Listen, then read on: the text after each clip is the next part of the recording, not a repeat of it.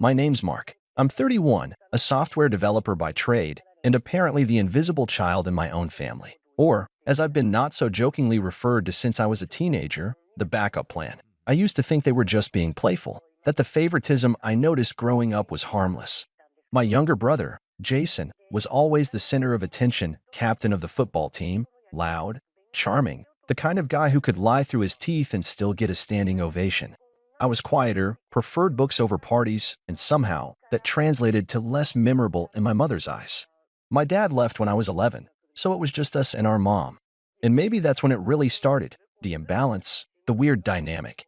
Jason acted out, and I stepped up. I helped around the house, did well in school, got a part-time job when I was 16 to help with groceries. But in every photo album, every Facebook post, every holiday toast, it was always Jason this, Jason that. If I ever said anything, it was stop being jealous or you know how your brother is. That phrase. I swear, if I had $1 for every time I heard, you know how your brother is, I'd have retired by now.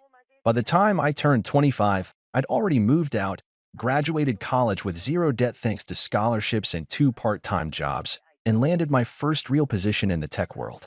Jason, meanwhile, had dropped out of college, crashed 2 cars that weren't his, and was currently between projects, which is family speak for doing absolutely nothing. And yet somehow, when we'd come home for Thanksgiving or Christmas, Jason was the one who got the welcome banner. I was the one who picked up groceries, cooked half the meal, and still ended up sleeping on the couch while Jason took the guest room. I didn't say anything. I told myself it was just how families worked. That maybe Jason needed the attention more. That maybe I didn't need validation from people who clearly didn't know what to do with someone like me. But it wore on me quietly, like erosion. 1,000 tiny moments that chip away at your self-worth. You don't even realize you're angry until one day, you're shaking with it. Last year was the first time I didn't go home for Christmas. I told them I had a deadline, that I couldn't make it. In truth, I just couldn't stomach another round of pretending I didn't notice when my own mother handed Jason a $5,000 check to help him get on his feet and gave me a pair of socks, literally socks. She laughed and said, "You always lose yours, don't you?" Jason winked at me across the table. "Don't be mad, bro. I'm the favorite, remember?" I left before dessert. I told myself I was done expecting anything from them. But apparently, some small piece of me wasn't. Some small part of me still thought maybe one day they'd see me. Actually see me. Spoiler, they didn't. My 31st birthday was coming up, and for the first time in years, I planned a dinner. I booked a private room at a nice Italian place in town, not over-the-top fancy, but definitely not cheap. I sent out the invites a month in advance. Just immediate family, Mom, Jason, our Aunt Liz, and my cousin Emily. 5 people. Small, simple. I made the reservations, prepaid the deposit, even ordered a custom cake with my name on it. I figured, if nothing else, I could at least give myself a birthday where I wasn't an afterthought. The night arrived. I got there early, dressed in a new shirt, even got a haircut. I don't usually do much for myself, but this felt different. Like maybe, just maybe, something had shifted. Maybe they'd show up and actually be present. Maybe they'd remember it was my day. They all showed up, late, of course, but I let it slide. Jason walked in first, flashy as ever, wearing some designer jacket I'm fairly certain Mom paid for. He clapped me on the back and said, "Happy big day, bro." 31. Huh? That's like, almost middle-aged. He laughed at his own joke and slid into the seat at the head of the table. My seat. I didn't say anything. I just took the one next to him. Mom came in right behind him, all smiles, clutching a gift bag that looked like it had been thrown together last minute from the pharmacy down the street. She kissed my cheek distractedly, then immediately turned to Jason. "Oh, honey, I saw that reel you posted. Hilarious." They started talking about some TikTok he made where he pretended to be a stay-at-home entrepreneur, whatever that means. Aunt Liz and Emily followed, both looking mildly disinterested, but polite enough to smile and say happy birthday. We ordered appetizers. I picked at the bruschetta while Jason loudly explained why he was taking a break from the traditional job market to focus on building passive income streams. Translation: he was still living off Mom's money. Mom beamed the entire time like he was announcing he'd just won the Nobel Prize. Then came the moment. The waiter brought out the cake, chocolate hazelnut, my favorite, and everyone did the usual awkward round of happy birthday. I was just about to blow out the candle when Mom raised her wine glass and said the words that froze the entire room. To the son who actually matters. The air went still. I didn't even blink. Jason smirked. Aunt Liz laughed, not like it was funny, but more like she didn't know what else to do. Emily looked uncomfortable and mumbled something into her glass. I just stared at Mom. She clinked glasses with Jason, who grinned like he'd just won something. To Jason, she said again, always chasing his dreams. My hands didn't shake. My smile didn't falter. I just reached into my coat pocket and pulled out the envelope. A plain white one. No writing on the outside. I slid it across the table toward Mom, who looked confused for a second but took it anyway. She opened it while Jason watched with mild amusement. It took 5 seconds. Her eyes scanned the paper. Then her face dropped, like someone had pulled the floor out from under her. Her wine glass tipped sideways, hit the table, and shattered. Red soaked into the tablecloth. No one moved. No one said a word. The paper in that envelope wasn't dramatic. It wasn't even long, just a single page. But every word on it had weight. Legal weight. You see, what Mom and Jason didn't know, what no one at that table knew, was that 6 months earlier, I bought the house. Their house. The one Mom had lived in since she inherited it from her parents. The one Jason still called home whenever he dropped by to raid the fridge, crash for a few weeks, and leave laundry everywhere like he was still 17. The family home had gone into foreclosure quietly. Turns out, when you spend most of your time enabling your favorite child and writing checks you can't cash, the bank notices. Mom never told anyone, of course, not Jason, not Liz, not even me. But I caught wind of it by accident. I was visiting my old high school, meeting with a former teacher who now ran a coding program. He mentioned how sad it was that the house on Maple Drive was being repossessed, said it was a shame what happened to the Mitchells. The Mitchells. My family. I could have asked Mom about it. I could have brought it up. But I didn't. I went straight to the bank, made some calls, and arranged to buy it outright. Cash. My tech job had done well, 2 promotions, a big raise, and a side project that got acquired. I had the money. And just like that, the house was mine. I paid off the liens, renovated the roof, updated the plumbing. All while she kept living there, clueless. It wasn't hard. She'd grown so used to depending on me in quiet ways, asking me to spot the utility bill, cover Jason's overdue insurance, help out with random repairs. So when I started sending payments through a fake LLC I'd set up, she didn't question it. And that envelope was the transfer of ownership. The title deed. Signed, notarized, and stamped. With one final clause highlighted in bold, tenant has 60 days to vacate the premises. The silence at the table was suffocating. Jason finally leaned over, trying to read the paper upside down. What is that? He asked, still smirking like this was some kind of prank. Is this a joke? Mom looked up at me, eyes wide, mouth slightly open, but no words coming out. It's not a joke, I said calmly, dabbing a bit of wine off my sleeve. I own the house. Have for 6 months. You're living there under my name. Liz gasped. Emily blinked rapidly. Jason laughed, a quick, awkward noise that died in his throat. But that's our home, Mom finally croaked. That's my home. It was, I replied. Until you let it go. I saved it. Quietly. Respectfully.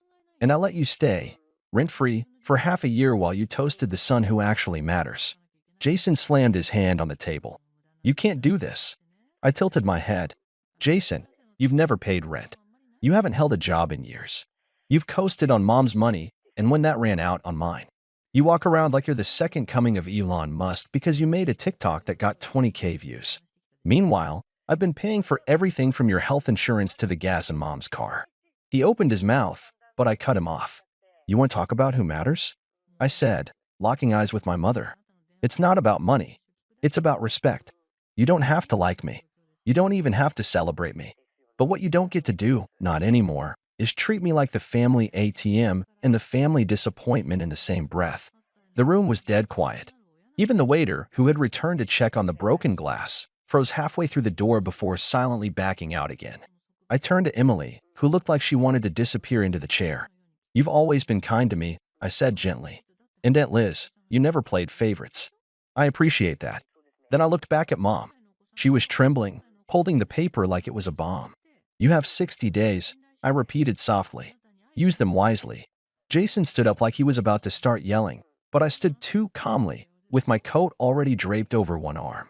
And just so there's no confusion, I added, looking him dead in the eye, this isn't revenge. This is clarity. The kind you all refuse to give me. so I found it myself. I left the room to the sound of chairs scraping and whispers. I didn't look back. In the parking lot, I sat in my car for a long time. Not crying, not smiling, just breathing. For the first time in years, I felt light. Not because I'd hurt them, that had never been the goal, but because I'd finally said what needed to be said. I'd finally acted, not out of anger, but out of self-respect. Of course, that was only the beginning. 2 days later, Jason showed up at my apartment. Not to apologize, oh no. He came with a plan. One that would test everything I'd just done and show me exactly how far they were willing to go to hold on to their fantasy. He rang the buzzer 5 times in a row, like some overgrown teenager who still thought he could get attention by being obnoxious. I didn't answer at first. I just stood there by the door, listening. Then I saw through the peephole Jason, pacing in front of my building with his phone in one hand and what looked like a coffee in the other, muttering to himself. I sighed. I opened the door before he could buzz again. He turned to me with that smug, entitled grin that used to make me second-guess myself. Not anymore. Bro, he said, drawing it out like a peace offering. You gotta be kidding with that paperwork. 60 days? Really? I thought you were just making a point. I stepped outside, shutting the door behind me. It wasn't a point. It's a boundary. Something you've never learned to respect. He laughed, actually laughed. Man, come on. This is Mom's house. You're gonna kick her out? Over what? Some passive-aggressive toast at your birthday? I crossed my arms. You really think that's what this is about? He shrugged, sipping his coffee. Look, I get it. You've always had this chip on your shoulder. You're the responsible one. I'm the favorite. Whatever. But at the end of the day, it's family, dude. You don't just evict your mother. Family doesn't treat someone like a convenience store. I shot back. She raised her glass to you at my birthday. Do you even hear how twisted that is? I've been covering her bills, your bills, cleaning up the messes you two leave behind without ever asking for anything. And not once, has either of you acknowledged it. He smirked again. So this is revenge then? No, I said quietly. This is me finally choosing myself. Jason's smirk faltered. Just a flicker. Then he leaned in, his tone lowering. She's freaking out, man. Like, panic mode. Crying, making calls to Uncle Ray, even talking about suing you. She won't win, I said flatly. The paperwork's airtight. He scowled. You really think you're better than us now? That your fancy job, your little apartment, your savings account. You think money makes you right? No, I replied, stepping back toward the door. But it sure helps pay the bills you two keep ignoring. That's when his facade cracked. His voice rose just a bit, his tone sharpening. If you go through with this, don't expect to be part of this family anymore. I looked him dead in the eye. You made sure I never really was. And with that, I went back inside. No door slam, no dramatic exit. Just quiet. Over the next week, things escalated. First, it started with Mom's texts, long, guilt-laced paragraphs that read like monologues from a low-budget soap opera. How could you humiliate me like that in front of everyone? I carried you for 9 months, and this is how you repay me? I never thought you'd become so cold. She didn't mention the toast. She didn't mention the bills I'd covered or the fact that she'd let Jason leech off her for the last decade. Just pure victimhood. I didn't respond. Then came the flying monkeys. Aunt Liz texted saying she was disappointed in how I handled things. Cousin Emily unfollowed me on Instagram. Jason left me a voicemail calling me vindictive and bitter. All of them seemed to forget that I had spent years quietly keeping the family from collapsing in on itself while they praised Jason for learning how to plug in a router. But the final straw wasn't the messages or the silent treatment. It was the call I got from the bank. Apparently, someone had tried to request a freeze on the property, citing family estate confusion. When I pressed the banker, she said someone claiming to be a legal heir had insisted there was a dispute in ownership and that the sale wasn't legitimate. Jason. It had to be him. I hung up, furious. Not surprised, just furious. I'd given them 6 months of free living. I'd kept my name out of it. I could have sold the house right away, flipped it for profit, or moved in myself. But I gave them time, grace, silence. And this is how they repaid me? With lies? With manipulation? With attempts to steal back something I legally owned? That was the moment something inside me hardened. They thought this was over a toast. They thought this was a petty act of revenge from the forgotten son. What they didn't understand, and never cared to understand, was that this wasn't just about a house. It was about every Christmas I spent watching Jason open the biggest gifts while I got a clearance hoodie from Walmart. It was about every time I fixed something quietly, a leaky pipe, an overdue bill, and well, that's what sons are for in return. It was about being good, being dependable, being the one who held the line while Jason was free to crash and burn. And now that I'd taken control, they wanted to burn me for it. But I wasn't playing defense anymore. I didn't respond to the bank call immediately. I took a day, one full day to think. I spent it walking through the city with my phone on silent, watching strangers with coffee cups and backpacks and easy smiles. It reminded me how small the bubble I grew up in really was. That house, that family, that hierarchy where Jason was the golden boy and I was the background character, it wasn't the world. It was a bad habit I'd never broken. But now, I had the chance to rewrite the ending. When I got home, I called my lawyer. Not a family lawyer, my lawyer. Her name's Claire. Smart, efficient, and with zero patience for games. I'd hired her originally to make sure the purchase of the house was clean. Now I needed her to make it clear to everyone else. I need a formal cease and desist sent to my brother, I said over the phone. And I want you to draft a notice of eviction, not just for my mom, but for him, too. He's not on the lease. He's not on anything. He's a squatter at this point. Claire didn't even flinch. Consider it done. I'll have the letters out by noon. Also, I added, let's put the house on the market. I want it listed before the end of the month. There was a short silence. Are you sure? She asked. That's a big move. I've never been more sure. The next week was pure chaos, but controlled chaos, the kind I orchestrated from a distance. The cease and desist arrived first, addressed to Jason. Claire made it airtight. It referenced his attempt to interfere with the bank, cited potential fraud, and warned of legal action if he so much as called the loan officer again. She CC'd the bank. He tried calling me twice. I didn't pick up. Then came the formal eviction notice. This one hit Mom hard. She called me sobbing, the kind of performative sobbing I used to fall for when I was 10 and thought family first meant something. I didn't pick up. She left voicemails, some pitiful, some angry, some switching between the two in the same breath. After everything I've done for you? You're going to sell the house your grandparents built? You're going to kick your own mother out on the street? I didn't answer any of them. Instead, I forwarded one of the messages to Claire, who filed it away in case she tries anything legally. She warned me that Mom might attempt to stall or claim hardship. Don't worry, I told her. She'll stall. It's all she knows how to do. Jason, meanwhile, posted about me on social media. No names, of course. Just vague jabs like, nothing like getting stabbed in the back by your own brother, and family doesn't mean anything when greed's involved. He even tagged some inspirational quote accounts, as if that would give him moral high ground. I almost felt sorry for him. Almost. But then I remembered every time he laughed at me for being boring. Every time he mocked my job, my clothes, my silence. Every time he got bailed out, covered, rescued, and looked smug doing it. I didn't need revenge. I just needed freedom. The house hit the market 2 weeks later. My realtor called it a charming 3-bedroom with historical character and new renovations. We had 3 offers within the first 4 days. I picked the one with a clean cash offer and a fast close. Then I sent the final notice, 30 days to vacate. Jason showed up one last time at my office, of all places. He waited by the front entrance until I stepped out for lunch. I wasn't even surprised to see him anymore. You're really doing it, he said. No smile this time. Just bitter resentment. You're actually going to sell the house. Our family's house. No, I replied, adjusting my coat. My house. You're welcome, by the way. You would have lost it years ago. He shook his head slowly. You think you're the hero in all this? No, I said. I think I'm the only adult in a family full of children. He clenched his jaw. You're dead to her, you know. To Mom. I looked him in the eye. I was dead to her the second I was born second. He didn't have a response to that. Just walked away, shoulders tense, ego bruised, pride deflated. He never contacted me again after that. The day Mom moved out, I wasn't there. Claire handled it. She coordinated with a property manager and ensured the locks were changed after they left. I heard they tried to stall again, something about her back pain and Jason's pending business opportunity in the garage, but it didn't matter. The sale had gone through. The new owners were moving in the next day. I asked the property manager to leave a manila envelope on the counter for them.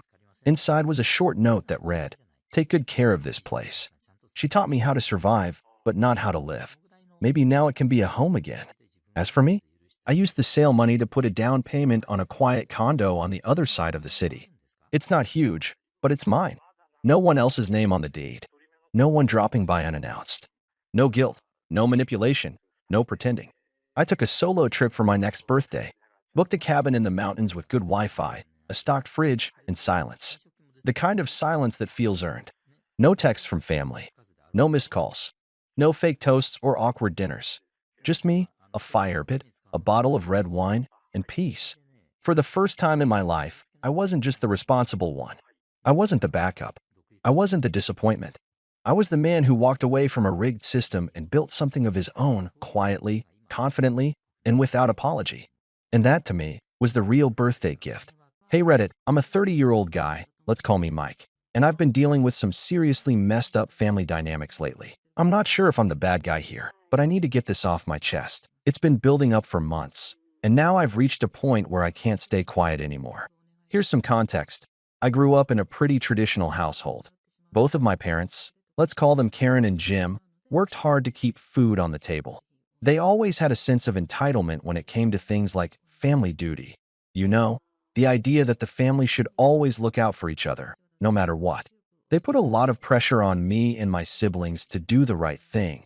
And while I always did what they expected, I never really bought into the whole family above all mentality. I was the quiet, responsible one. Then there's my brother, Adam. He's 2 years younger than me and has always been a little, well, reckless. Where I kept my head down and focused on my career, Adam was the kind of guy who thought rules were for everyone else. You see, Adam was never really serious about anything. In school, he barely scraped by. He couldn't keep a job for more than 6 months, and he kept bouncing from one amazing business idea to the next. Some of these ideas were honestly laughable, like when he tried to start a dog walking service that he totally failed at, but he made sure to post it all over social media like he was the next Elon Musk. Even his side hustles were failures, and by side hustles, I mean he sold stuff on eBay for a few months and treated it like it was his big break. But things came to a head about a year ago when Adam told my parents that he was starting his dream business. They were all over it, of course. I was skeptical, but they were convinced he had finally found his calling. He pitched it as some innovative startup in the tech industry. I didn't understand the specifics, but I wasn't really interested in the details because I figured it'd be another one of his doomed projects. That's when things started getting weird. My parents, Jim and Karen, decided they were going to help him out. They didn't ask me, didn't talk to me about it. They just did it. They spent their life savings to fund Adam's business. And by that, I mean they put everything they had into it. They didn't even blink before handing over the money. They said it was an investment in the family's future, and they expected me to be happy for Adam, to support him, to be proud. I was furious, not because I didn't want Adam to succeed, but because my parents were basically throwing away everything they had to finance a loser's pipe dream. I tried talking to them about it, but they guilt-tripped me, saying that I was being unsupportive and selfish for not helping my brother pursue his dream. I pointed out that Adam had no business sense, no plan, no real experience.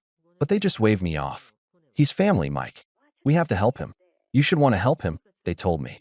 At first, I held my ground. I was angry, but I didn't want to cause too much drama.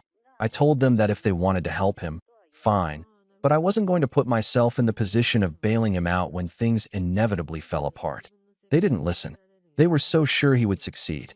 Fast forward a few months. Adam's business is already sinking faster than a lead balloon. The entire thing was a mess.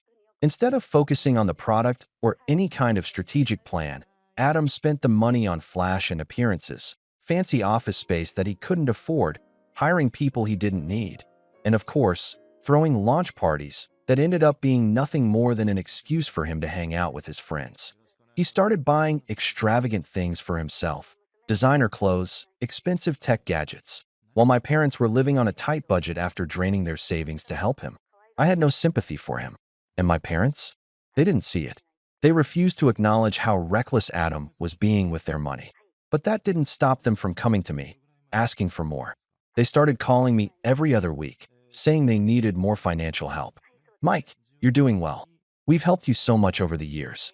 It's time for you to step up for your brother, they'd say. Every time I tried to explain that I couldn't just hand over money, they guilt-tripped me even harder. He's your brother, Mike.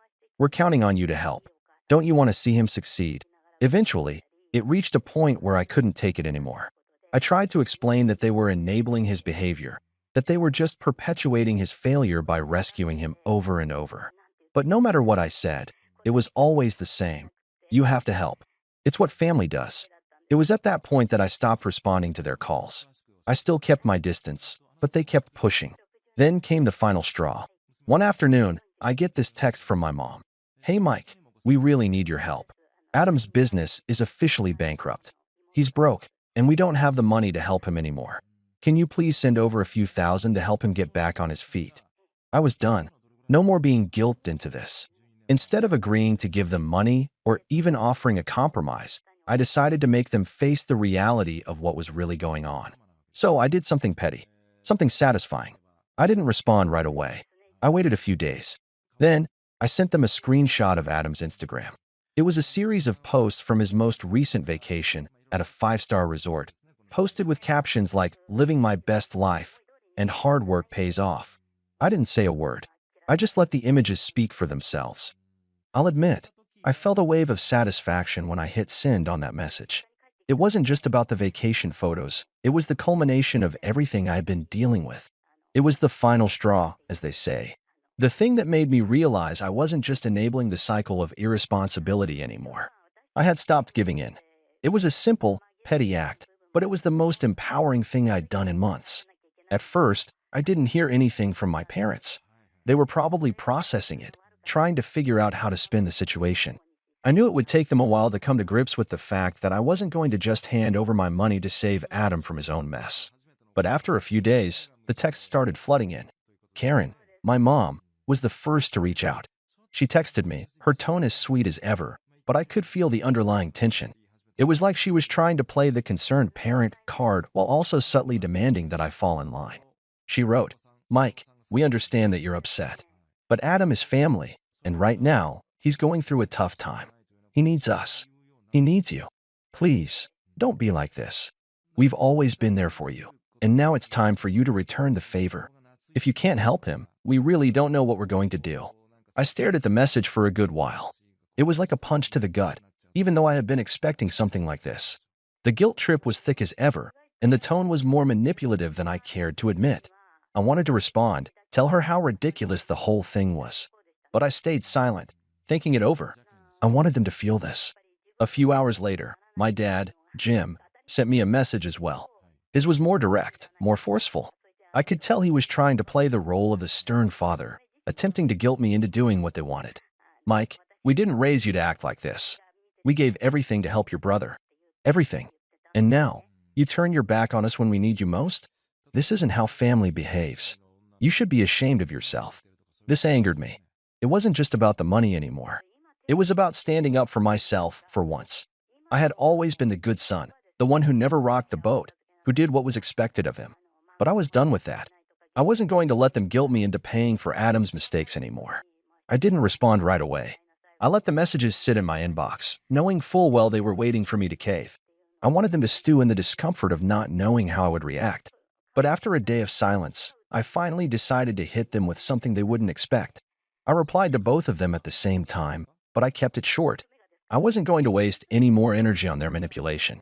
I'm not giving Adam another dime. I'm not enabling him to continue his irresponsible behavior. If you both want to continue pretending he's not at fault here, that's on you. But I won't be a part of it anymore. It was cold, it was harsh, but it felt so good to say. For the first time in a long time, I felt like I was standing up for myself. The days after that were pure chaos. My phone was buzzing nonstop with calls and texts from my parents. They were relentless. At first, it was just more pleading, more guilt trips. My mom called me repeatedly, saying things like, "I'm so disappointed in you, Mike," or "You used to be such a caring son. I can't believe you're doing this to your family." But I didn't pick up. I let it ring, letting the guilt roll off me. The more they called, the more I felt justified in my decision.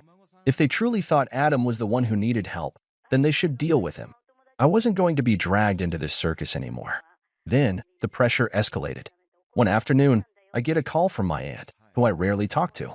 She's on my mom's side of the family, and I could tell she was just the messenger for my parents. She didn't mince words. "Mike, we've all been talking. Your parents are beside themselves. This is family, Mike. You're supposed to help when things get hard, not just turn your back on them. I know you're frustrated, but they did so much for you when you were struggling. This isn't how we treat each other. It felt like a punch in the gut, but I didn't let it show. Instead, I calmly explained the situation once again. I told her about Adam's lack of responsibility, his reckless spending, and how my parents were blindly enabling him. She didn't get it. She didn't want to get it. The family was always going to stick together in situations like this, whether it was right or wrong. She kept repeating that family helps each other, and I kept responding with the same line, not if it means enabling failure. The calls didn't stop. They kept coming, one after another, each more desperate than the last. They tried everything they could think of.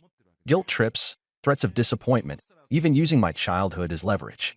They brought up how much they sacrificed for me when I was younger, how I owed them this one thing.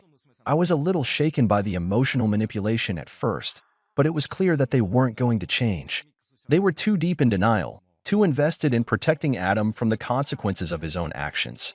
The more they begged, the more I felt like I had done the right thing.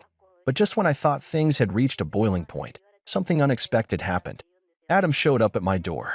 It was a Wednesday afternoon, a week after I had sent the screenshots of his vacation posts to my parents.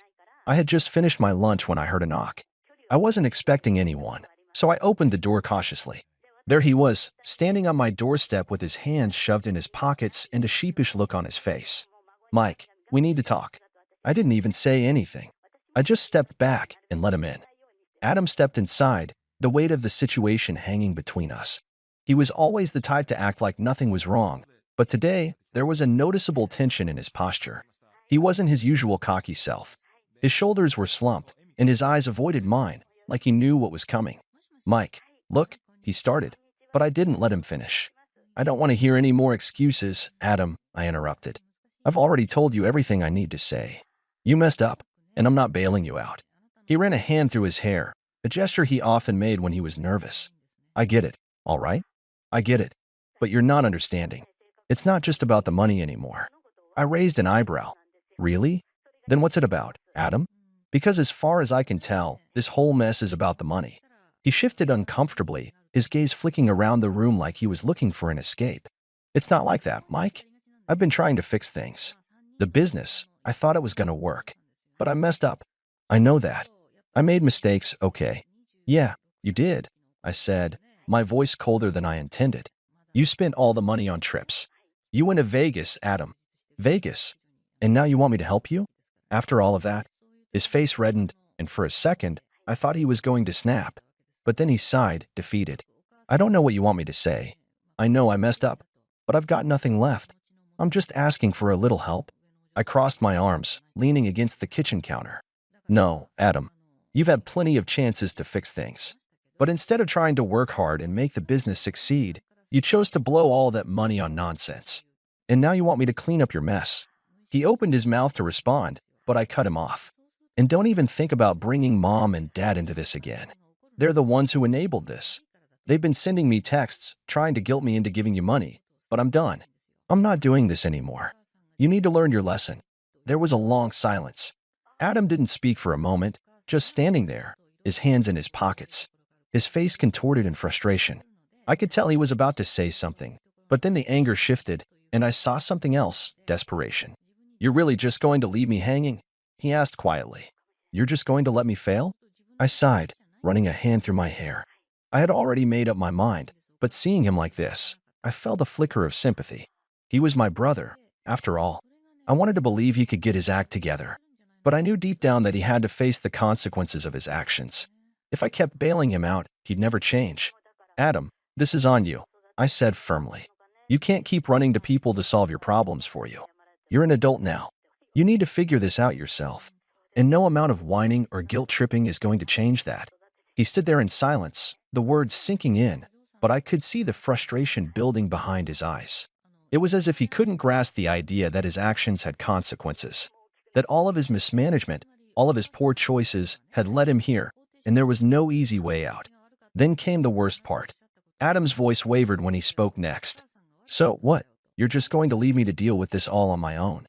You don't care if I lose everything?" It was a cheap shot, one I could see coming from a mile away. But even knowing that, it still hit me hard. I stared at him for a few moments, letting the silence stretch out. I knew I had to say something, but the weight of his words was making it harder than I expected. I opened my mouth to respond, but before I could get the words out, he beat me to it. You know what, Mike? Fine. You don't want to help? That's your choice. But don't expect me to forget it. Don't think that because you're too proud to lend a hand, you're not part of the reason I'm here. I shook my head slowly. Adam, I'm not the reason. You're the reason. Your decisions got you into this mess. And you want me to bail you out? Again? After everything you've done? He didn't respond immediately. Instead, he just turned away, muttering under his breath as he walked toward the door. I could feel the tension in the room, thick and suffocating, as he made his way out of my apartment. It was almost surreal, like everything was happening in slow motion. Just before he left, though, he paused and looked back at me with a smirk. I'm not done, Mike, he said. If you think this is over, you've got another thing coming. And with that, he slammed the door behind him. The next few days were a blur of emotions. After Adam left, I didn't hear from him for a while, which I thought was a good sign. Maybe he was finally processing the situation. Maybe he was realizing that he couldn't keep running away from his mistakes. But of course, that wasn't the case. About a week later, I got a text from my mom. Her message was as angry as I'd ever seen it, filled with frustration and resentment. It read, Mike, I can't believe you. Your brother's in a bad place, and you're making it worse. This is your fault. If you just stepped up and helped him, maybe things would be different. But instead, you're letting him suffer. I'm ashamed of you. That hit me harder than I'd like to admit. It was just another guilt trip, another attempt to manipulate me into doing what they wanted. But now, it didn't affect me the way it used to. I had already made my choice, and there was no going back. I wasn't going to let them drag me back into this mess. As the days passed, I kept thinking about everything that had happened. The constant texts from my mom, the guilt trips, the endless attempts to manipulate me into helping Adam, it was exhausting. I was done being the one to carry everyone else's weight. I wasn't their bailout plan anymore. It wasn't just about the money anymore, either. It was about principle. Adam's failure was his own doing, and I wasn't going to be the one to fix it for him. I'd helped in the past, more times than I cared to count. Each time, it was the same. He'd promised things would change. He'd vow he'd learn from his mistakes, but all that did was give him more chances to fail again. No more. I started ignoring my mom's texts. I didn't respond to the calls either. I knew what they wanted, and I wasn't going to give in. There was no amount of guilt they could throw at me that would change my mind. I had a life to live, and I wasn't going to let them drag me into their toxic cycle any longer. They had their own choices to make, and they were going to have to live with them. A week passed without any real communication, and I thought, maybe, just maybe, they'd come to their senses. But then, one night, I got a phone call. I glanced at the screen. It was my mom. I took a deep breath, let it out slowly, and then answered. Mike, we need to talk, she said, her voice already tinged with frustration. About what? I asked, trying to keep my voice steady. I wasn't in the mood for another round of guilt trips. About your brother. He's in over his head, Mike. He needs help, she said. He can't do it alone. You owe it to him. I clenched my jaw, my grip tightening on the phone. Mom, I don't owe him anything. He's the one who messed this up, not me. You and Dad keep bailing him out, and you're not doing him any favors. I'm not going to keep enabling this. Her tone shifted to something more pleading. He's family, Mike. We're family. Don't you care about us? You can't just turn your back on him like this. I shook my head, even though she couldn't see me. I'm not turning my back on anyone. I'm just not going to keep cleaning up someone else's mess. I've done it enough. I'm tired of being the one to sacrifice for him, to make it easier for him when he's made a choice to be reckless. I'm done. There was a pause on the other end of the line. I could practically hear the gears turning in her head, trying to figure out what angle to play next. I knew she was hoping I'd cave in, but this time, I wasn't going to budge. Mike, please, we're your family, she repeated, but there was an edge of desperation in her voice now. You can't just abandon him. If you don't help him, we don't know what's going to happen. He's already in a bad place. What if it's too late? My patience wore thin. It's not too late for him to take responsibility for his own actions. You want to fix things for him? Fine, but not with my money. Not with me cleaning up his mistakes. He's an adult. It's time he learns how to handle his own problems. I paused, making sure my words sank in. I'm not going to be your scapegoat. If you and Dad keep enabling him, then that's your problem. But I'm done with it. I could feel the weight of her silence over the phone, and I knew she was trying to come up with something that would change my mind. But she had nothing. This wasn't about me anymore. It was about them refusing to see that Adam's failure wasn't my fault, and it wasn't my responsibility to fix it. After a few seconds, she spoke again, quieter this time. I just, I can't believe you're doing this, Mike. I thought you'd be there for us. I thought you were a part of this family. And with that, she hung up. It stung. Hearing her say that hurt in a way I wasn't expecting. But deep down, I knew it was the right decision. This wasn't about family loyalty anymore. This was about standing my ground. I couldn't keep giving up my time, my money, my energy for people who couldn't even acknowledge their own faults. That night, I sat there in silence, staring at my phone, thinking about everything that had happened over the last few months. I knew what I had to do, and I wasn't going to let anyone make me feel guilty for it anymore. A few days later, Adam tried reaching out to me again. Same story, he was struggling, he needed help, and this time he'd do better. I didn't even respond. Not because I didn't care, but because I did. I cared enough to let him face the consequences of his actions. I cared enough to stop enabling him. And just like that, the phone call stopped. The text stopped. The guilt trip stopped. They had no more leverage, no more strings to pull. I was done. I was finally free from that toxic cycle. So, Reddit, I'm asking you, was I wrong to cut them off like this? Should I have just kept helping? Or is it time to let them figure things out for themselves? Honestly, I'm still conflicted about whether I made the right call. What do you think?